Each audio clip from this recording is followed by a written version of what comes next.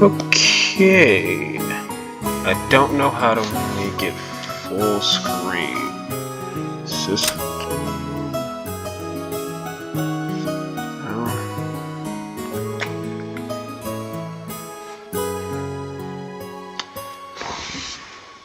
I don't know how to make it full screen.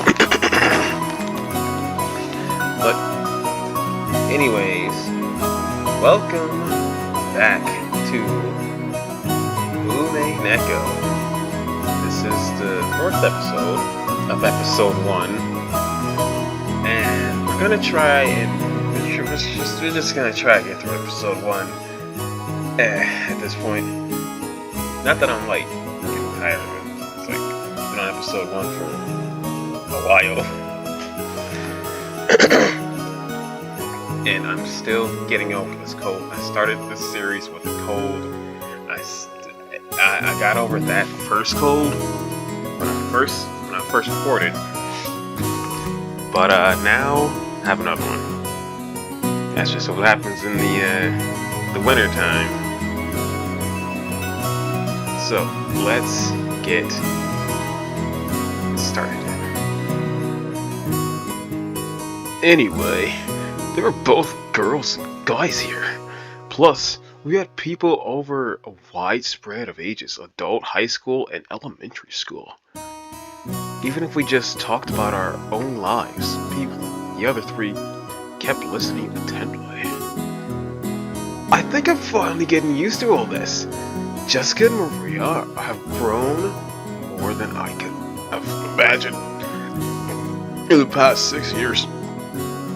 To be honest, I was feeling a bit uncomfortable. Excuse me, to clear my throat. But talking like this, I guess that on the inside, nothing's really changed since back then. You haven't changed a bit, even after 6 years. Even though your body's gotten gigantic, you're still a kid inside. I'm a kid too. Well, even you aren't gonna be a kid forever, are you, Maria? I mean, you're gonna transform from a kid into a cute young lady, aren't you? Dad, don't say that about your cousin. Adler, shut up.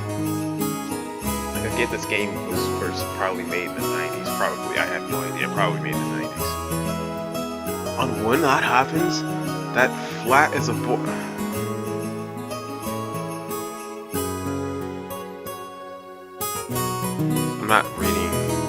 I'm not reading that. No. Maria, don't let him corrupt you. Maria, no! I'm not reading any of that. No! No, promise. Yeah, thank you, George. No, Maria-chan. You can't make that kind of promise. That's bad. Huh? I promise. So, no. No, we're not doing this. Maria, you really are an earnest good girl. The guy you marry is gonna be really lucky. Hey, stop trying to change the subject by making it sound pretty. Maria, that promise never happened. Never. The promise is cancelled. As I thought, without Bad Lagoon and our little quintet, this group of cousins just didn't feel good. These 6 years have been kind of lonely. That's true. We didn't really goof off like this. Still, we did have some pretty good constructive conversations, right? Stuff about preparing for our futures and finding jobs. Oh, I'm so sorry. I forgot my accent for a second. Now that I'm here, we just talk about stupid stuff and mess around. But I'm having more fun this year. That's true. I agree this year is the most fun yet. Maria's sincere words probably spoke for everyone present. George and Nikki stroked Maria's head and she giggled like a happy kitten.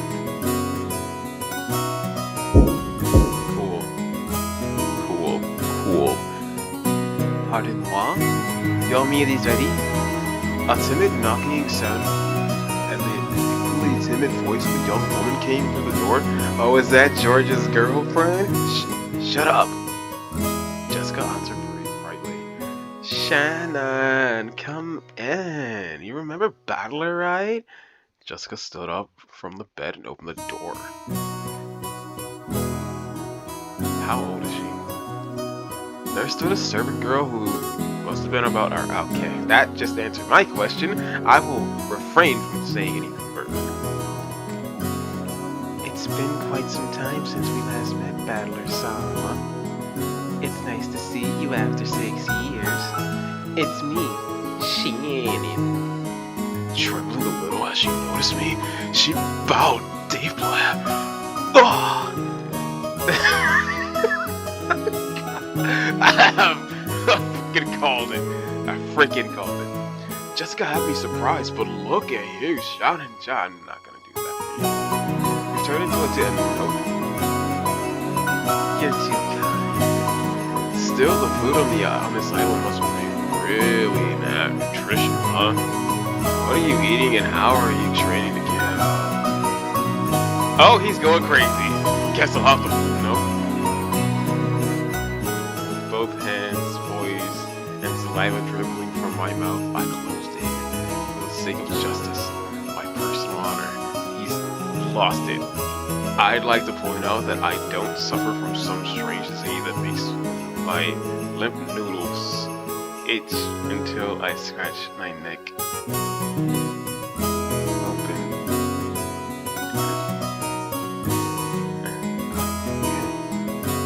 Oh, I know what he's talking about. I know exactly what he's talking about. Yeah. This is just a battler's style method of communication. Groping women who don't give you consent? I don't think that's something that you should be proud of. If I slowly close in on her like this, odds are 8 or 9 out of 10 that I get slapped or clobbered, right? So I can use this battler's original technique to spark a gag like that and break the ice. Well, it also means I really do get to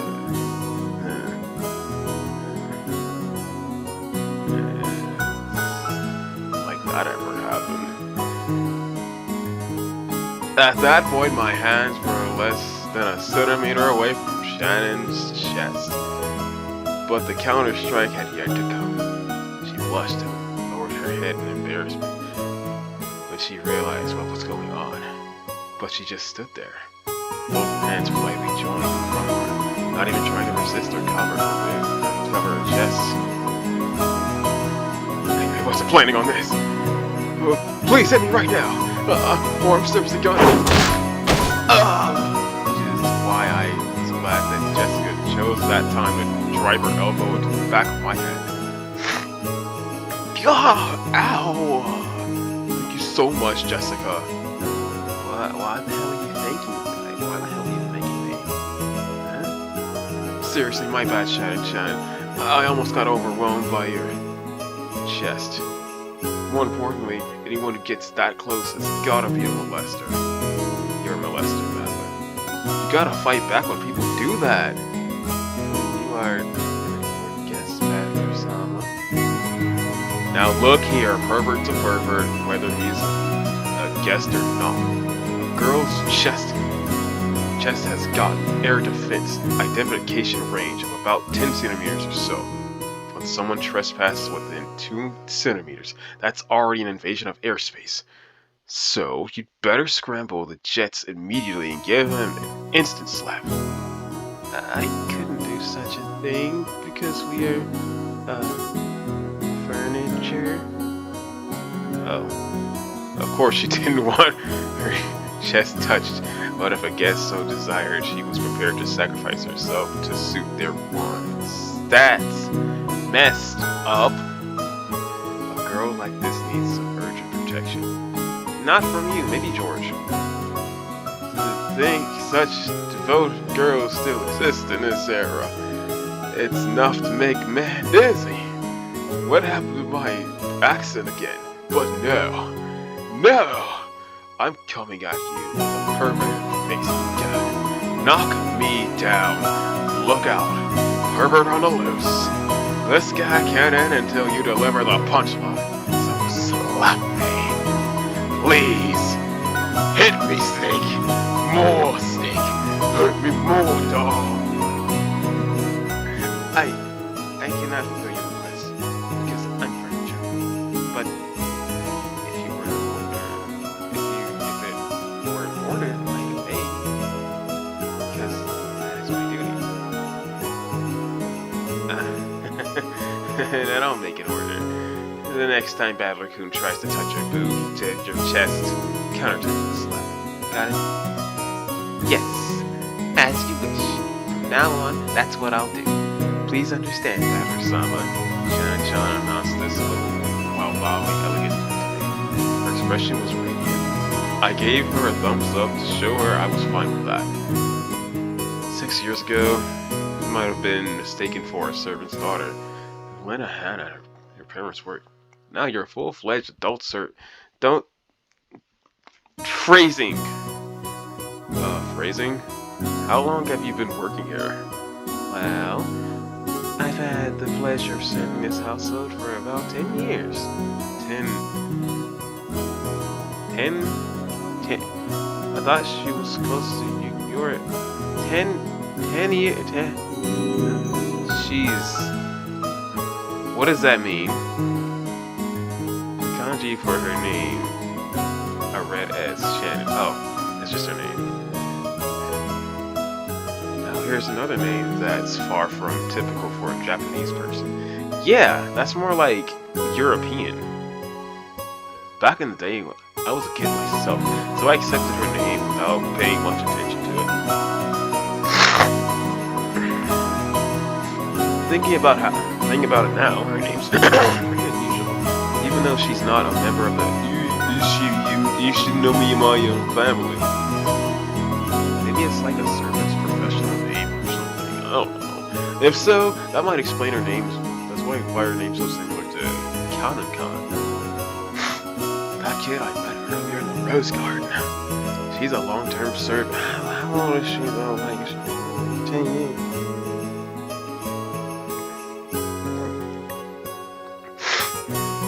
Since she was 6 years old. Oh,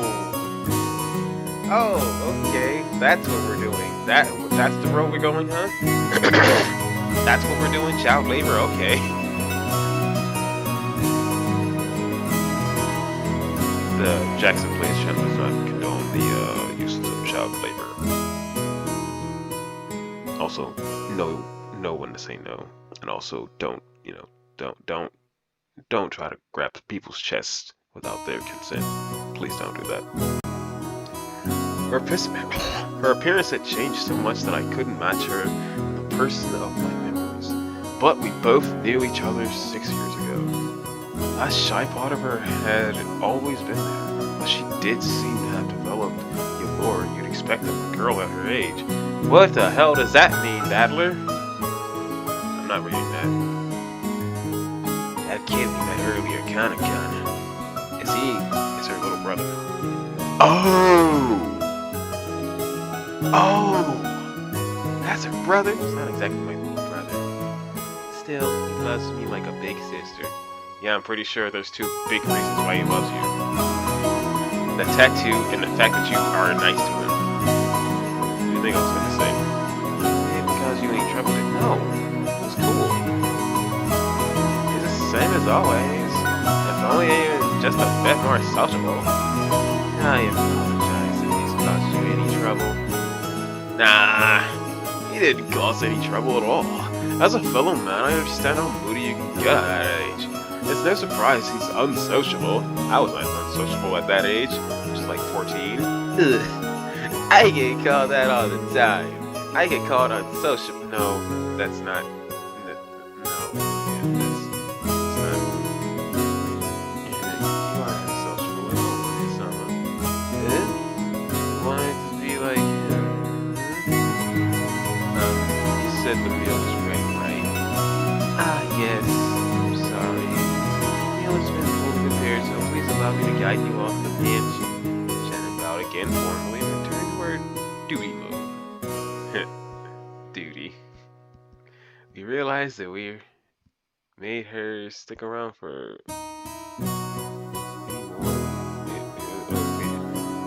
it would actually make it harder for her to do her job. We got up off our butts to avoid interfering with her work any further. So, shall we go to the mansion? Everyone's probably hungry, right? Yeah, I'm really looking forward to Goda-san's food.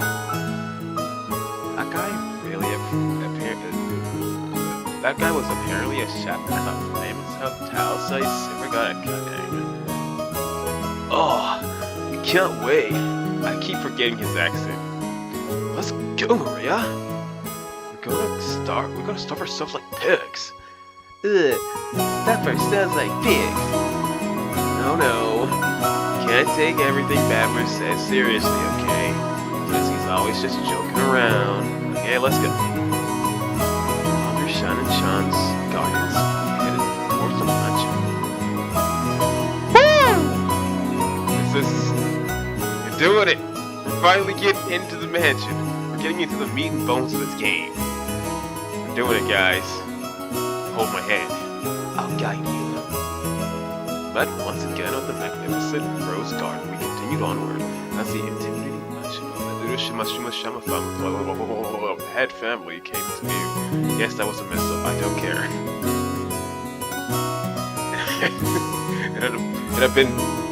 It apparently had been built shortly after the war. What war? The war? The damn war?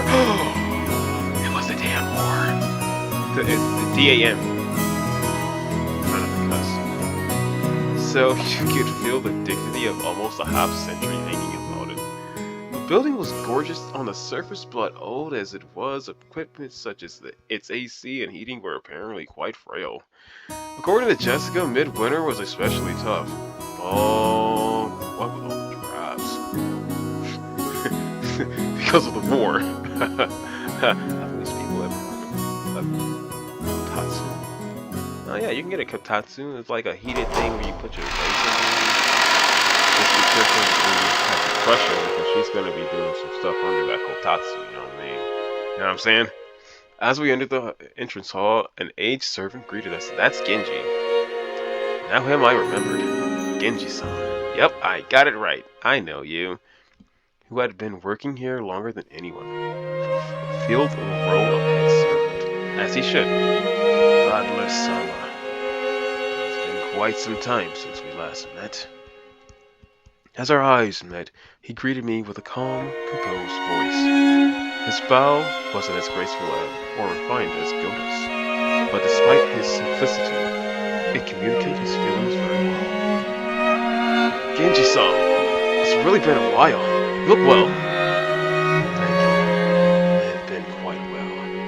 Adler-sama. You have become a splendid young man. You are beginning to resemble the master in his youth. I look like grandfather? Guess that means grandfather was pretty popular with the ladies when he was young. From here on, I shall take Shannon's place and accompany you. Please, come this way. Shannon-chan bowed deeply and watched us leave. Bye, Shannon! Bye, Battler-sama! Bye, Shannon! Bye, George-sama! Bye, Shinin! Bye, Maria-sama! After that, we headed towards the dining... Just had to say bye, sorry guys. After that, we headed towards the dining room under Genji-san's guidance. Genji-san, just like Kuwa-sama-sama Bawa-san-chan, stood in stark contrast to us younger people, who had grown beyond recognition over these last 6 years. His appearance was exactly the same as mine was 6 years ago. That's because you don't change that much after a certain age, kids. I'm talking to the people in the game, not YouTube chill. Okay? It was as though time had stopped since the last time we met. Nope, that's not even... Because I've looked the same for the past 8 years. haven't changed that much. My hair got longer, maybe. Genji-san was an extremely quiet and diligent person. Sorry, didn't mean to misgender you. He was basically grandfather's close aide or caregiver. And you might even call him grandfather's companion for many years. Oh, so that's how grandfather gets down. Wouldn't beg for it. I can't stand you. Anyways, in fact, it seems he was by grandfather's side even more often than my late grandmother was. I was just joking about that, but okay. According to Jessica, grandfather trusted him more than any of his blood relatives. I wonder how long he served.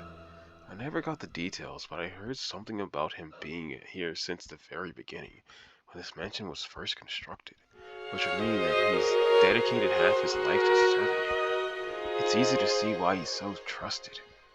I want to be on that level.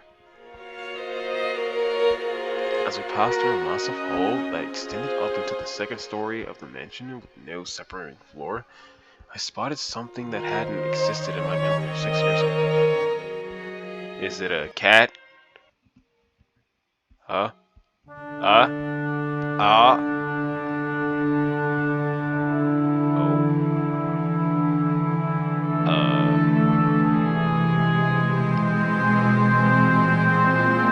Who that is? Who she is? Who that is? It's kind of haunting, isn't it? It was an awfully big portrait hanging right in front of the stairs that rose to the second floor.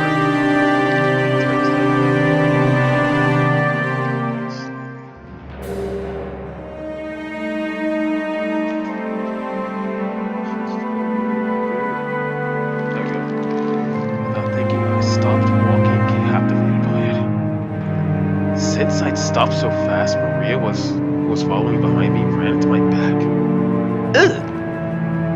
Ugh! Sorry. Hey, Jessica, has this picture always been there? Pointed at the big, prominently displayed portrait in the hall. Everyone else had stopped too. Oh, right. The last came here, that hadn't been hung yet, had it? When was it again? Well, if my memory doesn't fail me, it was put on display sometime around the year before last. Correct, sir.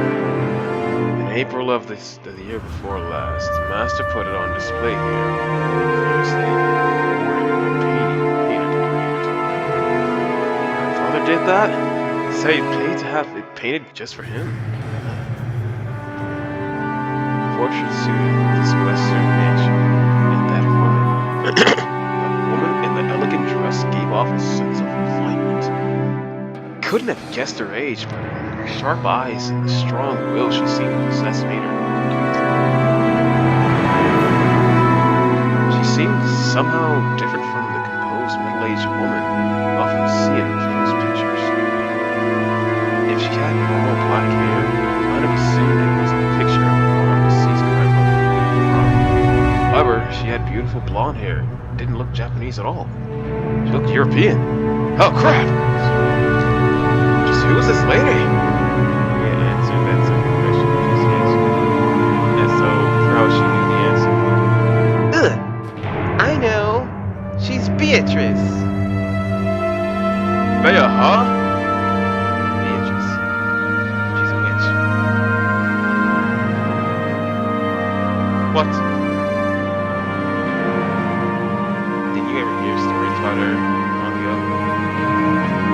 A witch?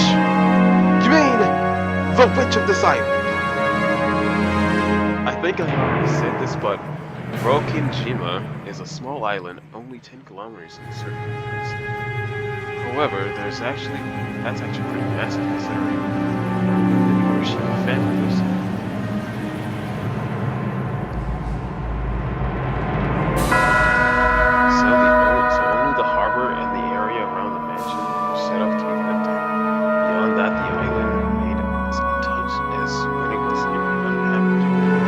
Vast and empty forest had all absolutely no lights, no that is, you need to forget your common sense as a city dweller. I mean, I'm already there, rich buddy. That sounds terrifying. After all, if you happen to fall down a hole in the depths of the forest and sprain your ankle, no one would come to save you, no matter how much you cried or screamed. Then once the sun went down, the forest would be wrapped in complete darkness, since there were no streetlights. And since there were no signs, it would be easy to get lost and confused, losing your sense of direction inside the dark forest. Nowadays, most people see a forest as a peaceful place.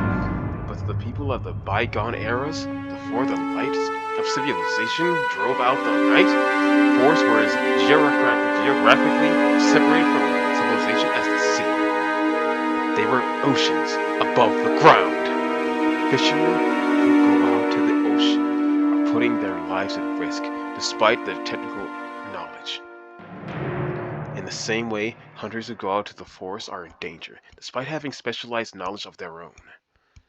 If children were to go play in such a dangerous forest, something terrible would happen, or might happen. Someone's parents must have thought so. Maybe grandmother first said it. Maybe it was grandfather himself. Or perhaps the story's been passed down on this island since ancient times. There's a terrible witch of the forest, so you must not go. At some point, this ghost story of Okanjima was born. This is the legend of Okanjima's witch. That's why, when we talk about a witch on this island, we're referring to the master of the vast and savage forest. Come to think of it, when I stayed at this mansion as a little kid, during those eerie nights when the wind and rain pounded on the windows, I remember being terrified by a story of the forest witch who roamed around searching for human sacrifices. So, Beatrice. Mentioned it, I searched for memory and was sure I recalled hearing a name like that when I was little. I see. Still, I totally forgot that the witch in that legend had an elegant name, Beatrice. So, did grandfather go out of his way to have a portrait made just because we grandchildren didn't believe the story? She's the witch that grandfather's the legends. Ever since he had this picture hanged, he's been having a harder and harder time telling the difference between truth and fantasy. To us, she's just a witch that exists in grandfather's mind, but to him, she's a being that exists on this island. Exists.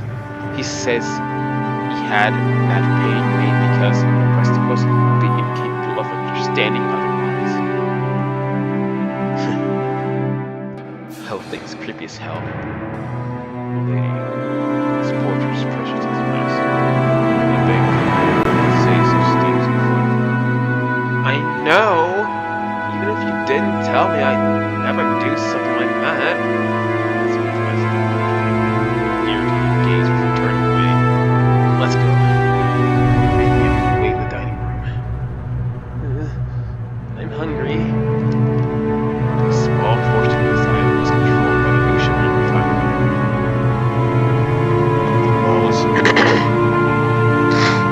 The lawless remainder was the name of the witch, Beatrice. Might even call her the true ruler of Okajima. I felt a faint revival of that unsettling sense of misfortune, which I felt Tulare God's shrine, being struck by the lightning. I remembered that Higursashi Summer's Chan tried to tell an ominous story about Jessica's state. I don't know what she was planning on to tell us about on this island, but I do know one thing. It isn't the Ushiri my family that knows Okajima. It's the witch, Beatrice. That's right. After all, this is the witch's island. Battler! You're slow! When I looked around, everyone was already heading towards the dining hall. I hurriedly chased after them.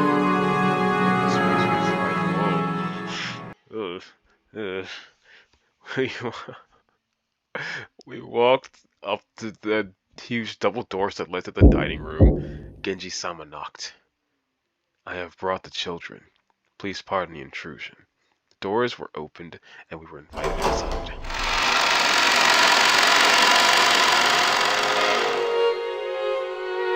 The dining room, which looked exactly like you'd imagine a rich person's dining room to be, had a super long table that was obviously positioned with no purpose other than to make the guests conscious of their rank.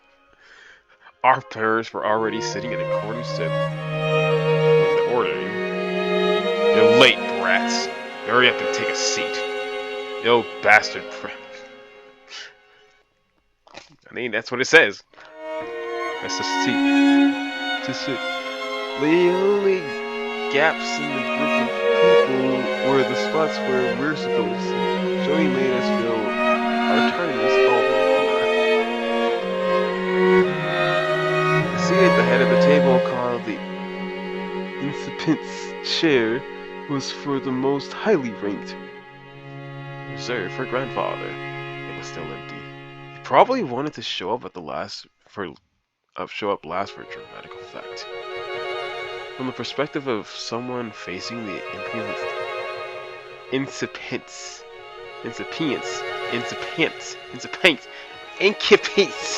that word, chair, head on, the seating order went from left to right, with the lower ranking seats progressing in rows of two further on from the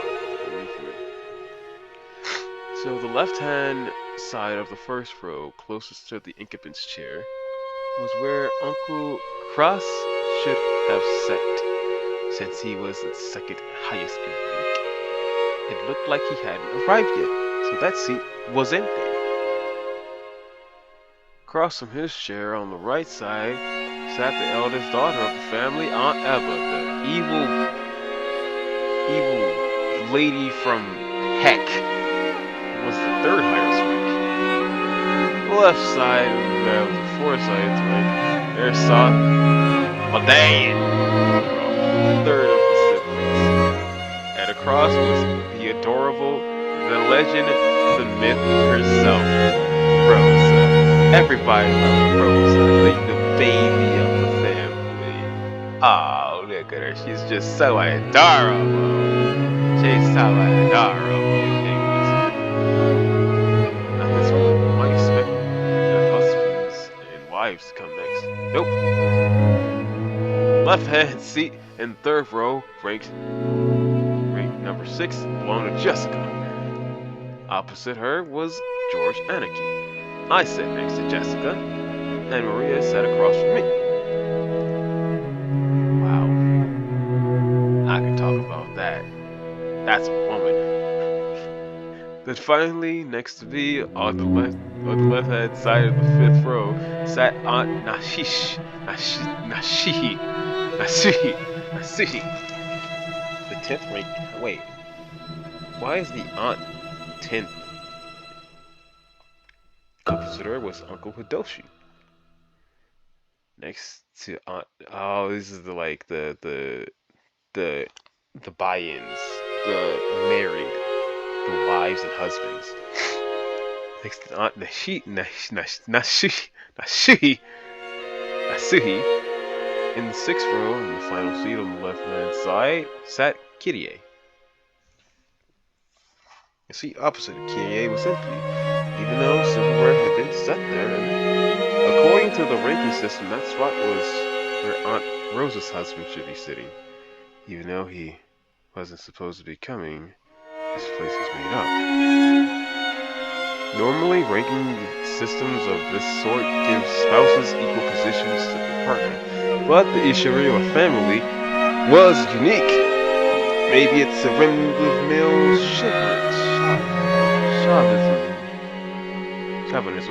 chauvinism. I know words. If you start with the assumption that a woman's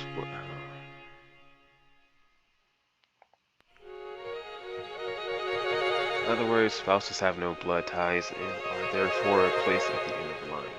Okay. It's terrible. Definitely, yes. That's not a good system. My grandmother would be ranked lower than me if she was still alive. That's messed up. In their youth, they obey their father. After they get married, their husband, after aging, their children. There's the old saying, okay, wow, let's just move on. Let's just move on. I'm not saying any of that long ago when I was still incapable of figuring all this out. I thought it was so great that we could all chat in our little groups. Adult siblings, cousins.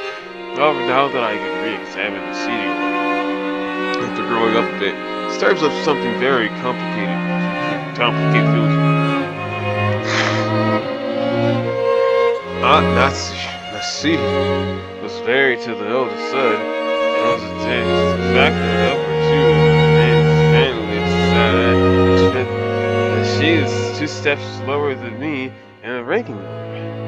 It's hard to imagine what's going on inside her heart. No, it's not. No, not really.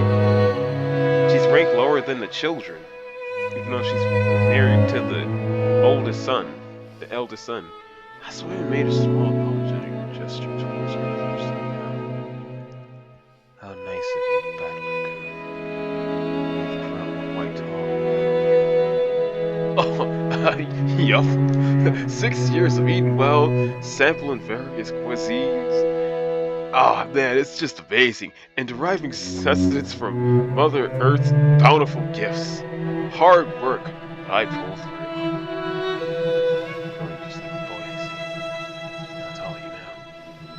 I guess about 180 centimeters. But not Nazi. That's where you're supposed to say, heck, sounds like all you did was eat. Huh. Sorry.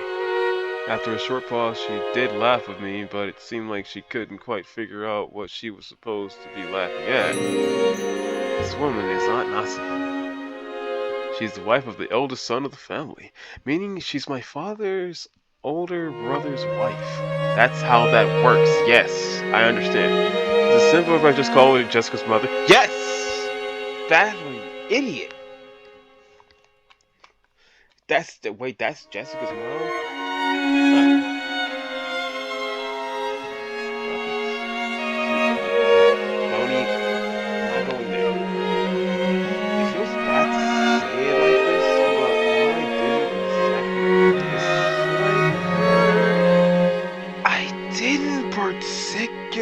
Like her either.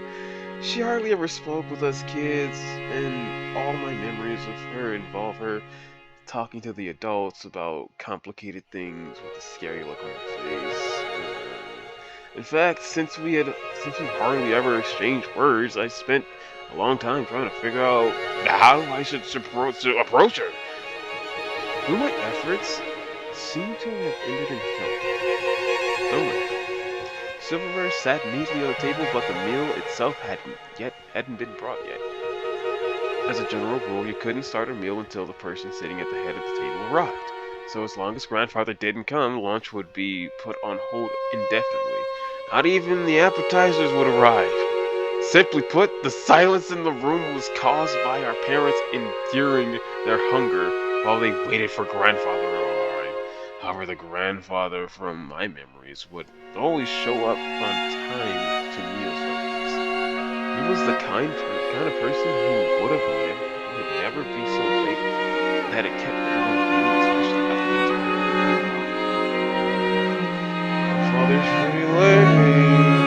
This was a load of barnacles. As far as I can remember, he always was strict about time.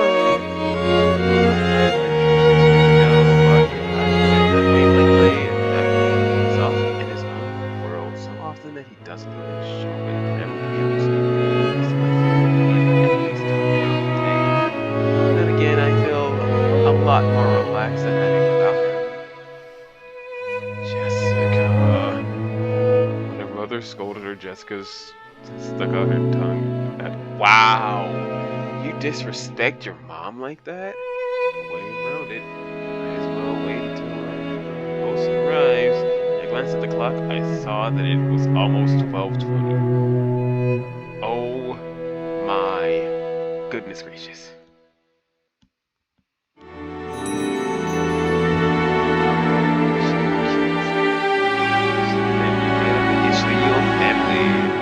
This man can be seen in his study. The clock had already passed noon, but he didn't even attempt to rise from his seat. With his spectacles on, he built up a growing pile of with elaborate findings, which he then read and did later. Couldn't really say that he was having too much fun himself. Rather, he filled the room with a sense of impatience, perhaps a sense of impending danger, as though every second he wasted was a tragedy. In his seated room, an infectious dust danced through the air, which was thick with a stench of chemicals that exuded a mix of suspicious odors. These odors were somewhat sweet and happy. If anyone with a normal nose came in here, the first thing they'd do would be to open a window or ventilating the screen. The knocking against the study door had been going on for a while. A voice calling, sometimes you hear the knocks, there. As Kinzo heaved a deep sigh, he snapped shut the door with his hands and snapped. Then he yelled at Cross, who was still knocking on the door. Silence! Enough with that racket, you fool! I told you, the door would be knocked. I'll crucify that imbecile. Do you wish to suffer the same fate? Father, this is the day of the family conference, which happens once a year, is it not? Let's gather down below. Please come out. Cross called out his people. Kinzo is always shutting himself up this time. Nearly anyone, even his family entered. For that reason, Cross knows what to call home from the corridor like this. Bless me not, what the fuck? Just who is this everyone you speak of? Do you mean the fools trying to drag me out of here? And kill them all! Tear them apart, use their bodies for firewood, and feed them into the witch's heart! Put a pot, boil the water, force the imbeciles who dare try to lure me out here to drink the broth of the apocalypse. I will soak their dregs in liquor. Where is Genji? Call for Genji. Have my demonic prepared. The whispering of the green fairy reaches me no longer. Where is Kinzo? Bring him here. On the other side of the door, Cross, not knowing. Bro, what the heck is going on here? Kept waiting for the master of the house, who stubbornly refused to come out. Looks like he made me to the door. My voice doesn't reach him. Cross shrugged, as though saying it's no use, and smiled bitterly. In the beginning, he hadn't really expected his father to respond to his calls. However, since it was the duty of the eldest son who had tried as a formality. Kinzo, son! Your son's daughters and grandchildren have come to see you, have they not?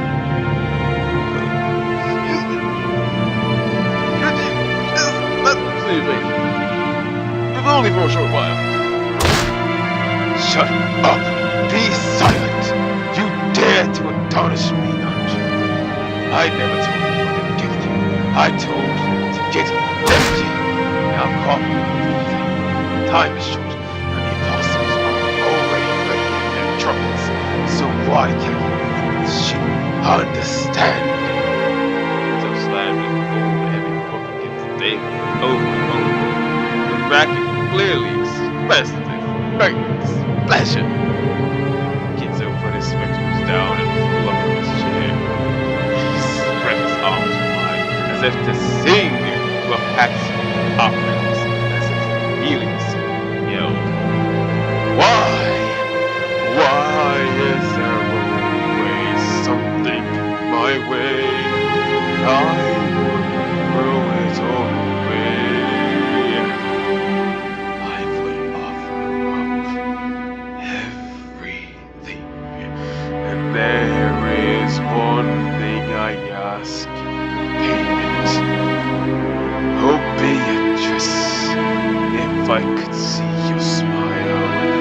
one more time, I would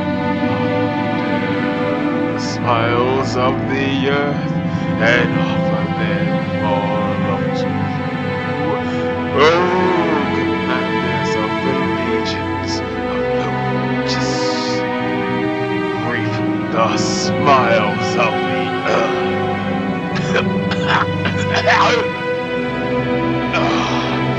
Everything's filthy. Everything's why must I suffer this filthiness? This most precious days.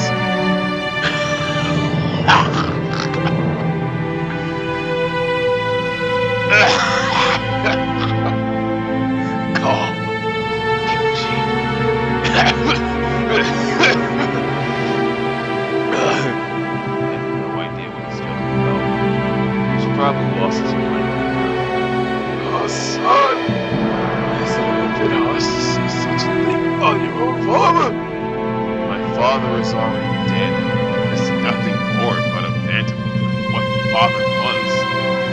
But anyway, as long as he's not wanting to come young, there's nothing we can do. Kinzo, son. Choking coughs continue to pour from the study. I'm going back downstairs. Wasted let the fruits of Gilda's prize talent. Really, it's one of the few things our relatives can look forward to when they come to this house. Cross spun around. He looked at his watch, mumbling and acting as though he had wasted time doing something he knew would be in vain. Genji-san. Father's calling for you. Keep it going. Dr. Nanjo, let's go eat. Stay here any longer. Sweet stench on our sense of taste. Without warning, Nanjo and Cross went downstairs. Genji urged Nanjo to go. Nanjo glanced down at the study door. Cross's back as the latter disappeared down the stairs. Sorry, Genji-san. Please allow me to leave this in your hands. Yes, please eat. Do what you can to avoid giving alcohol. It's a habit that's far too difficult to break.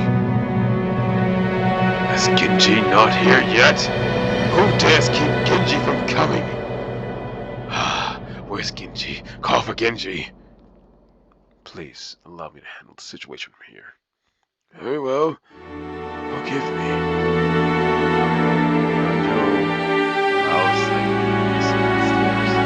Genji watched him leave, then knocked on the study door. Master? Where's Genji? Genji! Why have you kept me waiting for so long? You're alone, I trust. Kinzo turned to a seat in the study and pressed an old-fashioned switch. After a small delay, the heavy sound of the door unlocked could be heard. Kinzo was convinced that his family wanted to make as in the study. Perhaps someone had once opened the windows and left scattering things that to him were important research materials, leaving him in a terrible mood. Kinzo had outfitted this room with a formidable lock, preventing anyone from entering without his permission, thereby sealing himself in a jail of his own making. Genji, whom he trusted the most, was relatively free to enter the room, but even that didn't always hold. If Kinzo was in a bad mood, even Genji wouldn't be able to enter. Anyone else would be limited to holding a conversation from the door, unable to see Kinzo's face. Most of the time, what they got could hardly be called a conversation. However, this didn't trouble the rest of the family much. After all, it just wasn't worth the effort to disturb this aging family head, who was impossible to please and always stayed in his away, immersed in his research. Taking advantage of his refusal to leave his room, they supported his isolation, putting his care entirely into the hands of the servants. Genji, unusual. I'm busy. Yes, sir. Genji headed to the corner of the set. There, suspicious-looking bottles, boasting venomous colors, were on display. They were actually liquor, but considering the shady atmosphere of this room, one might easily suspect of them being a ghastly poison. In the study, the mysterious collection of books gathered by Kinzo had grown to a lot. There were bizarre ancient or banned books, all of them either forbidden, cursed, or sealed. But if you try to call them old books, Kinzo would fly into a rage and say, Call them grimoires. there were also many mysterious objects that presumably like something. In regards to black magic, like candles suspiciously melted and woven into strange shapes. Constellations drawn on a certain celestial globe contained quite a few shapes that would draw puzzled looks from anyone familiar with today's night sky. The carelessly strewn about books contained many illustrations, all of them of religious or mysterious nature, including some depicting demonically grotesque subjects and bizarre diagrams of various magical circles. And above all, a sweet poisonous smell filled the room, profoundly assaulting the eyes and noses of those who for the first time. Eventually, must surely make a person go numb to some perfect reality. Inside the study, Genji prepared Kinzo's usual drink with a well-trained hand. No one would even think of drinking such an ominous dark liquid in that complex or an ornate glass, unless someone first told him it was alcohol. He poured a little into the glass, then he placed a cube of sugar and a strangely shaped spoon and poured water into the pitcher. Strangely, when the transparent water was poured, dark green liquid turned cloud white. It was a strange optical illusion, as though the water had caused a chemical reaction to make the drink become more unrecognizable. Then Genji added original flavors Kinzo loved, fine-tuning its taste. There was no recipe. It was successful. Its success was measured only by Kinzo's mood swings when he drank, and it had taken Genji decades to learn how to do it right. Genji placed a glass on a tray and walked over to Kinzo. By this time, Kinzo was gazing out the window. Dear Master. Thank you. Kinzo had regained his composure and was now unrecognizable as the shouting, screaming, yelling man from a few moments ago. Looking at this man from behind as he tilted his glass and gazed down at the scenery from the window, he projected a sense of dignity and intelligence. To allow Kinzo to set his glass down at any time, Genji motionlessly waited behind Kinzo to his left, as though he were a living sideboard. Then, without averting his eyes from the window, Kinzo filled out his glass. It was only a mouthful. It was a gesture intended to set it upon the tray, but a motion to the hand, the glass over to begin drink. My friend, your words are too kind for me. No need for ceremony between us. Drink, my friend. Thank you. Genji respectfully received the glass and inclined it a little to taste its content. After that, he gulped down.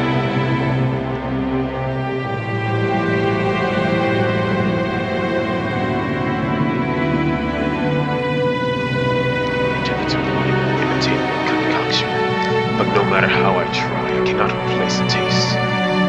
The way you make it is pure relish. Thank you very much. It is the fruit of your guidance, Master. Kinzo smiled as his loyal servant, who refused to put aside ranking when asked to. However, he was not making fun of him. His smile was relaxed, as though chuckling at a close friend's cheerful habit. We have grown old together. I stopped counting the years long ago. It is entirely thanks to you, Master.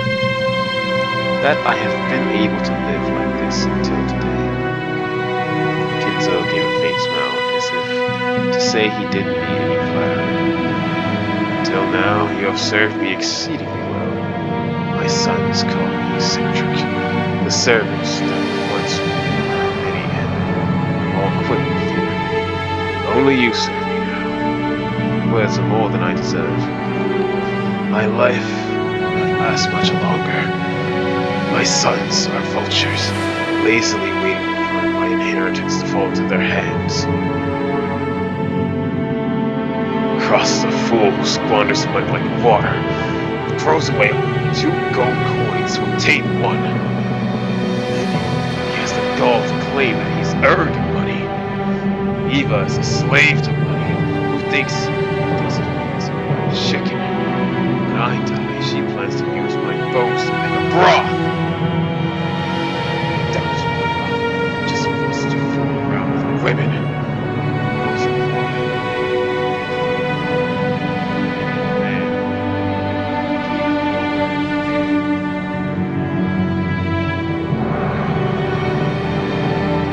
Oh!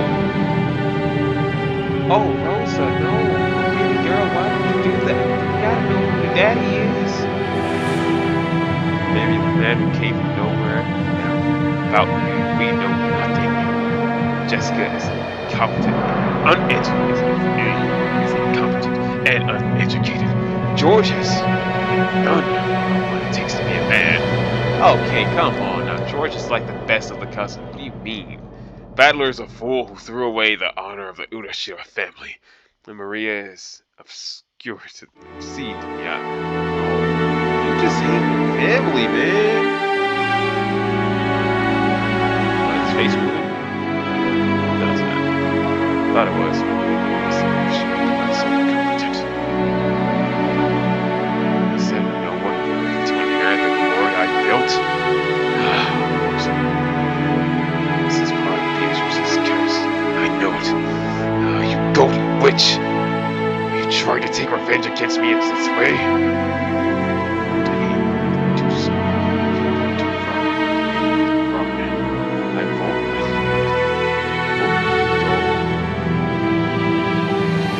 let you go. Won't let you go. You belong to me.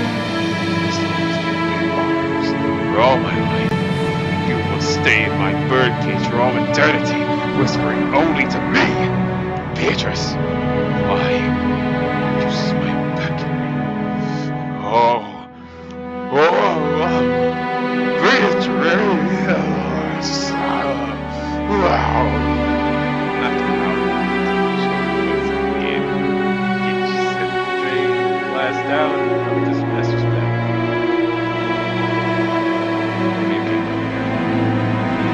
His face expression did not change. Of course not. It was always like this.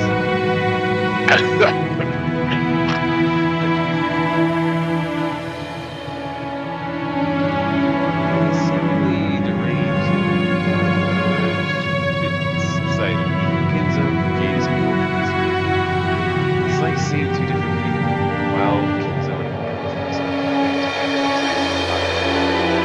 And also, I decided I'm here to spend my demon. Many years procrastinating like this. If I have one final quantum bet, then I choose to abandon it to its whims. The demon's roulette.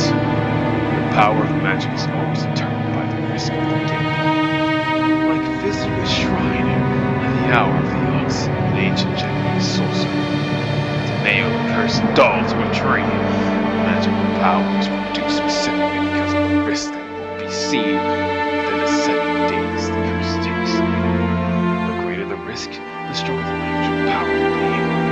Many miracles have happened in myth. It might be called the crystallization of shocking magical power. With a low probability of occurrence and astronomical risk. That Moses parted the sea, the waters of the sea was not a miracle from God. The risk that despite that desperate situation, cornered by soldiers on the Red Sea's shores, weighed upon the scales of slaughter and gave birth to my magic power. It's the same thing occurred again on the same scale. The sea would surely fill. After all, Moses was able to magnificently summon a miracle engraved on one of the countenance, and now the results reflect of those with power. This is the force that can triumph over astronomical odds. Indeed, good fortune that can grasp miracles is magical power itself. To obtain this mighty power, one must face the risk of despair. Those who possess no magical power, they call that desperation rather than bet. However, people who truly do possess magical power can grasp hold of that miracle, make the enigma come into being. And if that power exists within me, I'll seize that miracle. I'll have a chance at making the wish I devoted my life towards come true. Kinzo looked up to the sky outside the window. He spread his arms as if appealing to someone up in the skies. If only I were capable of grasping that miracle. Oh, Beatrice! Show me your lovely smile once more. No matter how much time passes, your face does not vanish. I just want to see your smile. That is all. I'll return everything you grant. I'll return all of the glory I've gained since that day. I don't need fortune, prestige, or gold. I'll return everything you gave me. I just want to see you smile. I thank you, Beatrice.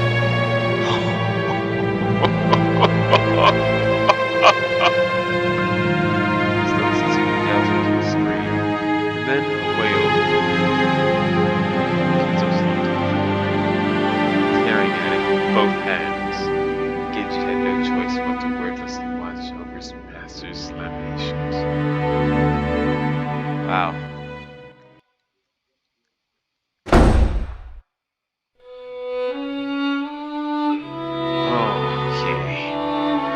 Okay. That was a performance, and I am tired. That took a lot out of me. Should I keep going? You know what? Let's save it. Save it. Yeah, save it. Well, I mean, after that performance, Jesus. If you don't like the video now, if you don't like the series now, I don't know what to tell you. Because it's getting there. It's coming. It's coming. Something big's coming. I don't know when, but it's gonna get here. They're talking about magic, and they're talking about Moses. Man, it's getting wild over here, man. It's getting wild. So, without further ado, thank you so much for watching this video. Be sure to watch the other videos that I'm probably going to link at the end of the video. Check out the playlist because there is a playlist. 3 episodes are in there, and there's going to be a 4th one with this one. And as always, stay awesome and be good people. Make good choices. See ya!